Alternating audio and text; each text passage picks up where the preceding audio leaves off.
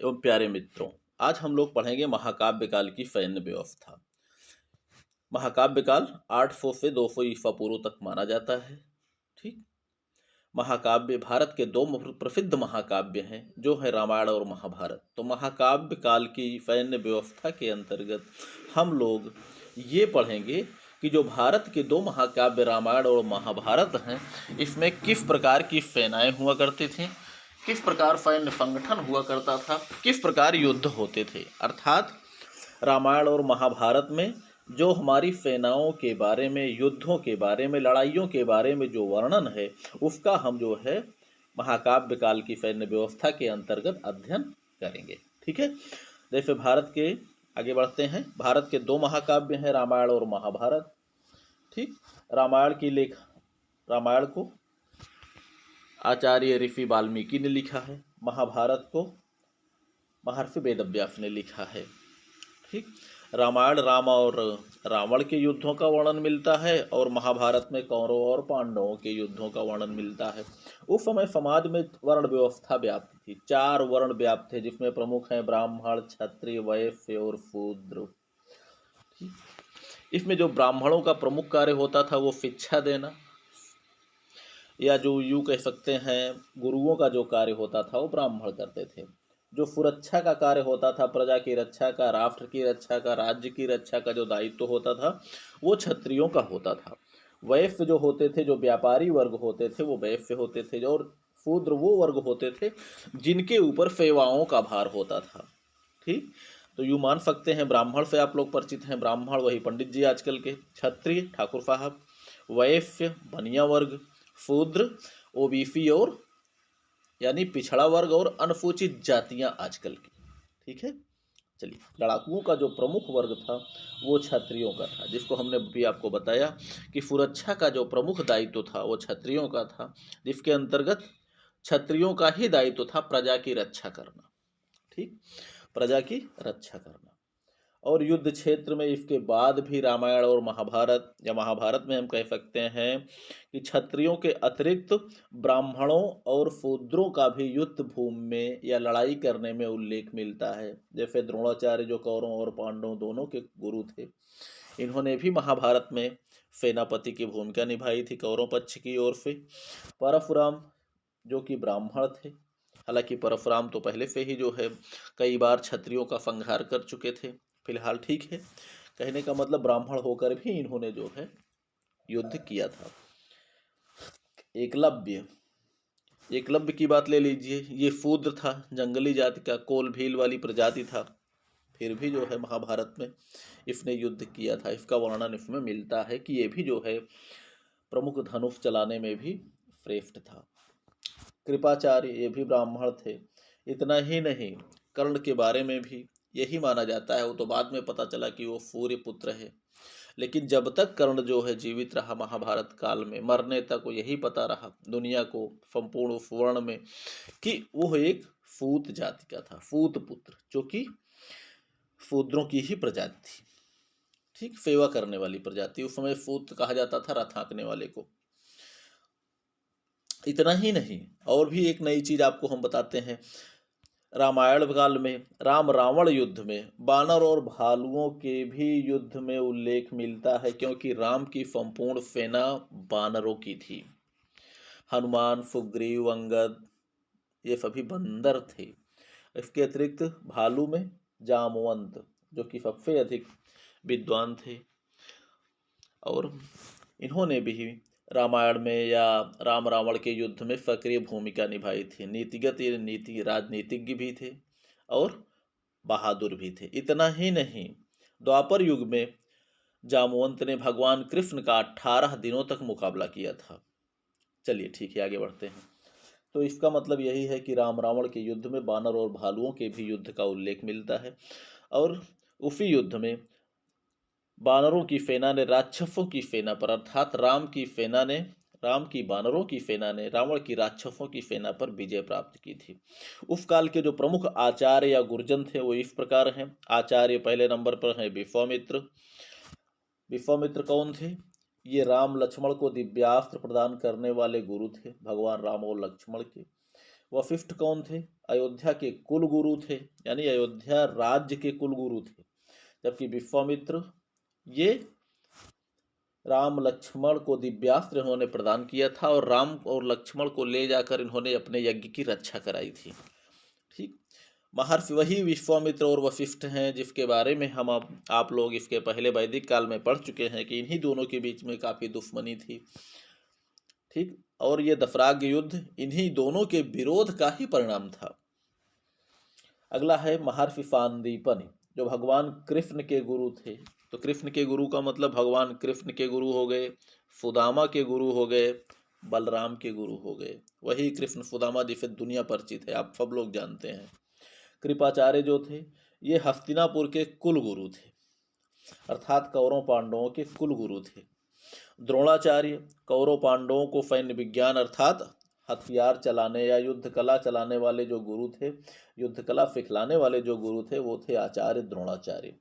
परशुराम जो थे इनके प्रमुख शिष्य द्रोणाचार्य, भीष्म, द्रुपद, कर्ण ये थे। ये प्रमुख शिष्य यही थे, अर्थात द्रोणाचार्य, भीष्म, द्रुपद और कर्ण के गुरु थे परशुराम। चलिए आगे देख सकते हैं हम लोग महाकाव्य काल में कौन कौन से युद्धों का वर्णन मिलता है। तो उसमें जो प्रमुख युद्ध हैं वो है, पहला नंबर तो राम रावण युद्ध, कौरव पांडव युद्ध। सीधी सी बात है, रामायण में राम रावण के युद्धों का वर्णन मिलता है और महाभारत में कौरवों और पांडवों के युद्धों का वर्णन मिलता है। इसके अतिरिक्त उस काल में भी, महाकाव्य काल में छोटे छोटे और भी युद्ध हुए हैं जिनमें प्रमुख है बाली सुग्रीव युद्ध, आप सब लोग जानते हैं। शत्रुघ्न लवणासुर युद्ध जो कि रामायण का युद्ध खत्म हो गया था उसके बाद में हुआ था। लवणासुर ये रावण का भांजा था। कृष्ण जरासंध युद्ध, विराट युद्ध, भीष्म परशुराम युद्ध, भीम जरासंध युद्ध, ये सारे युद्ध जो है हुए थे उस काल में। यानी मुख्य युद्ध तो राम रावण का युद्ध है जिसके ऊपर महाकाव्य लिखा गया रामायण, और कौरव पांडवों का युद्ध है जिसके ऊपर महाकाव्य लिखा गया महाभारत। बाकी उसके अतिरिक्त जो छोटे छोटे युद्ध थे उसमें हमने इसमें प्रमुख को दे दिया। इसके अतिरिक्त भी और बहुत सारे युद्ध हैं जिसका वर्णन हमने इसमें नहीं किया है, उसकी जरूरत भी नहीं है फिलहाल। चलिए हम लोग पढ़ते हैं सैन्य संगठन। उस समय जो सैन्य संगठन था वो चतुरंग बल पर आधारित था, यानी 4 प्रकार के बल थे जो कि लड़ाकू बलों की श्रेणी में आते थे। चतुरंग बल के अतिरिक्त भी कुछ अन्य बल भी थे जिसमें कहा जाता है जल सेना, अर्थात उस समय नौसेना तो कोई होती नहीं थी, अर्थात जल में युद्ध नहीं होते थे, लेकिन सैनिकों को नदी पार कराने वाला एक नाविकों का दल होता था जिसे हम लोग उस समय नौसेना के नाम से जानते हैं। अर्थात बड़ी बड़ी नौकाएं होती थी और नौकाओं को चलाने वाले जो है व्यक्तियों का दल होता था, उसे हम लोग जल सेना के नाम से जानते हैं। अगला है गुप्तचर विभाग। भाई हर प्रकार की गुप्त सूचनाएं एकत्रित करने वाला विभाग होता था गुप्तचर विभाग। आपूर्ति विभाग, आपूर्ति का मतलब होता है माल एवं युद्ध सामग्री ले जाने वाला, ले आने वाला, वो होता था आपूर्ति विभाग, जिसे हम लोग कहते हैं सप्लाई विभाग। ठीक, जिसे हम लोग कहते हैं सप्लाई विभाग।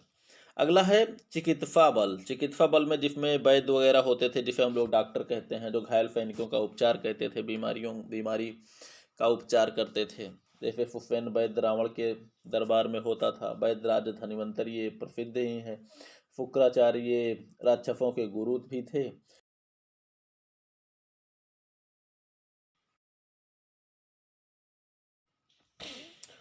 शुक्राचार्य यहाँ तक कि ये डॉक्टरी में इतने माहिर थे कि ये मुर्दों को भी जिंदा कर देते थे, क्योंकि इनके पास संजीवनी विद्या थी जो कि इन्होंने भगवान शंकर से प्राप्त किया था। तो ये अन्य बल के बारे में हमने इसमें सत्य रूप में बताया है, लेकिन इसमें जो प्रमुख रूप से हम अध्ययन करेंगे वो है लड़ाकुओं का बल। इसमें प्रमुख होती थी रथ सेना, घुड़सवार सेना, गज सेना और पैदल सेना। आप लोगों ने मित्रों, आप लोगों ने रामायण देखा होगा, महाभारत देखा होगा, तो फिलहाल इस काल में जो है आपको महाभारत में ज़्यादातर जो है आप लोगों ने देखा होगा कि 4 प्रकार की सेनाएं विद्यमान हुआ करती थी, अर्थात रथ, हाथी, घोड़े, पैदल।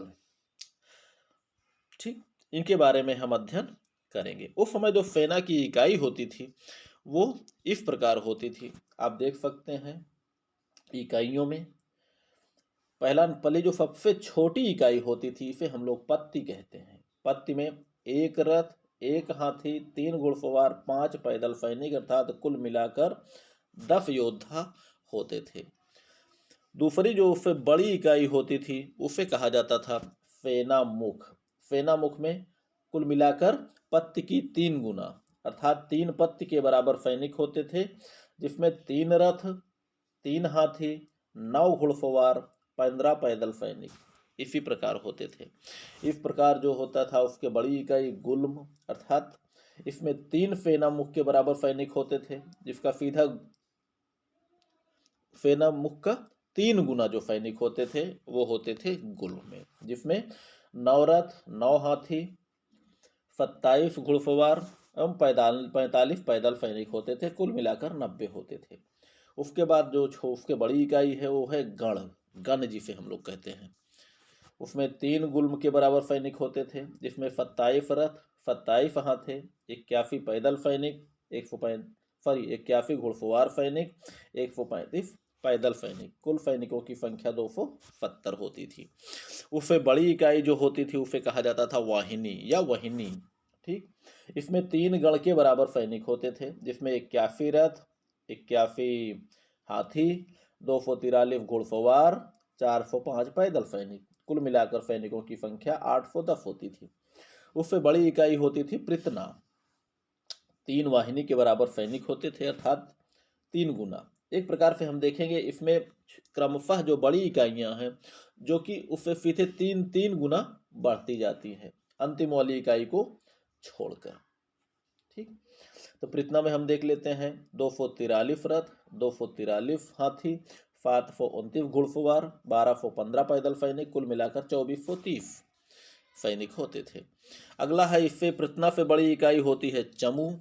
चमू में 3 पृतना के बराबर सैनिक होते, कुल मिलाकर 729 रथ, 729 हाथी, 2187 घुड़सवार, 3645 पैदल सैनिक, कुल मिलाकर 7290 सैनिक।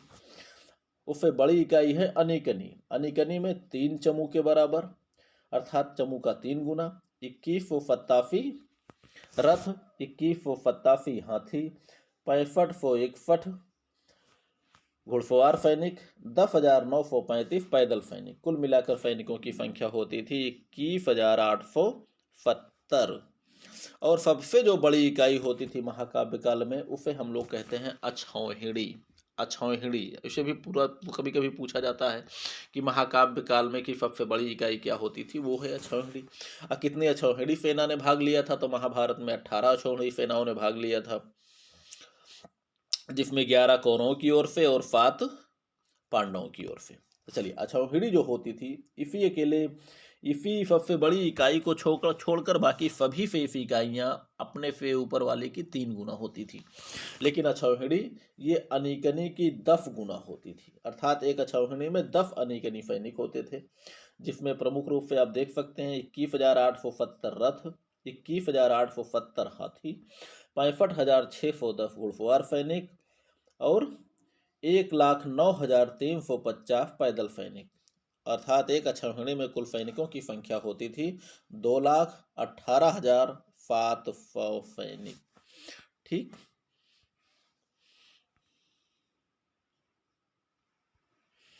आगे हम लोग इसमें देख लेते हैं उस समय प्रमुख जो युद्ध होते थे, युद्धों के क्या कारण हुआ करते थे।